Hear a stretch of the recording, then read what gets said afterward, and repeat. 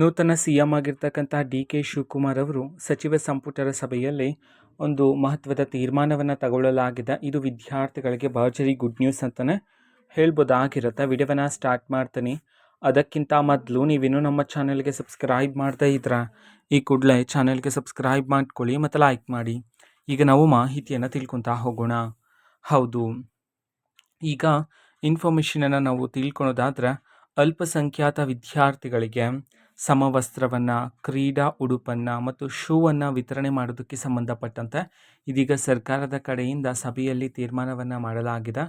So ಇನ್ನು ಮುಂದಿನ ದಿನದಲ್ಲಿ ವಿತರಣೆ ಮಾಡೋದಕ್ಕೆ ಸಂಬಂಧಪಟ್ಟಂತೆ ಎಲ್ಲ ಸಿದ್ಧತೆಗಳನ್ನು ಮಾಡೋದಕ್ಕೆ ಸಂಬಂಧಪಟ್ಟಂತೆ ಸರ್ಕಾರದ ಕಡೆಯಿಂದ 33 ಕೋಟಿ ಹಣವನ್ನು ಇದೀಗ ಮೀಸಲಿಡಲಾಗಿದೆ. ಅಲ್ಪಸಂಖ್ಯಾತರ ವಿದ್ಯಾರ್ಥಿಗಳಿಗೆ ಸಮವಸ್ತ್ರ, ಕ್ರೀಡಾ ಉಡುಪು ಮತ್ತು ಶೂವನ್ನು ವಿತರಣೆ ಮಾಡೋದಕ್ಕೆ ಸಂಬಂಧಪಟ್ಟಂತೆ ಅಂತ ಹೇಳಿ ಇದೀಗ ರಾಜ್ಯ ಸರ್ಕಾರದ ಕಡೆಯಿಂದ ನೂತನ CM ಅವರು ಇದೀಗ ಘೋಷಣೆ ಆದರೆ ಮಾಡಿರ್ತಕ್ಕಂಥದ್ದು.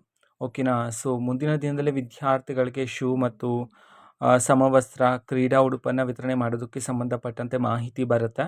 ಸೊ ಯಾವ ದಿನಾಂಕದಿಂದ ವಿತರಣೆ ಮಾಡಲಾಗುತ್ತೆ, ಈ ಎಲ್ಲ ಮಾಹಿತಿಗಳನ್ನು ನಾನು ನಿಮಗೆ ಮುಂದೆ ಬರ್ತಕ್ಕಂಥ ವಿಡಿಯೋಸಲ್ಲಿ ತಿಳಿಸ್ತಾ ಹೋಗ್ತೀನಿ.